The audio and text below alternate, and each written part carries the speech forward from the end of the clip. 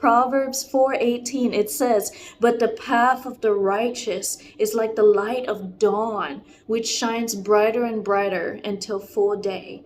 The path of the righteous is like the light of dawn, which shines brighter and brighter until full day. So all of nature points to God. Nature reveals God's glory. God created everything to reveal his glory. And so every single day we wake up, we take it for granted. We see the sun rise, and then we expect the light to shine for it to be full day soon, for the whole sky to be lit up. At first we see a glimmer of light, then we see orange and red, the sunrise, and then we see maybe some purple, and then we see blue, and then we just expect the whole sky to be all bright. But when God says this, that the path of the righteous is like the light of dawn, he's saying that as we continue to walk down the path of righteousness, which is following Jesus, every time we follow Jesus, our life gets brighter and brighter until finally, that moment we take our last breath on earth and we take our first breath in eternity. And then we stand there on the shores of eternity and see the bright light of dawn, walking into eternal life, walking into the perfect presence of God in his house.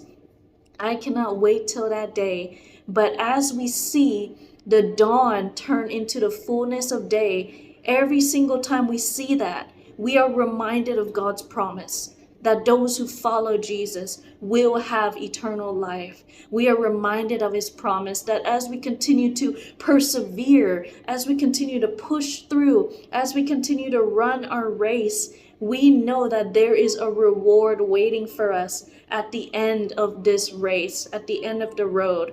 That Jesus is our reward, eternal life, eternal joy in Jesus, in the presence of God forever. So remember that every time you see the sunrise, every time you see the dawn, remember God's promise that as we continue to follow Jesus, to follow his commandments, which is to love one another just as Jesus loved us. That is the golden rule, to love our neighbor as ourselves. Every time we remember Jesus, Jesus says, if you love me, you will obey me. Obedience comes out of love for Jesus.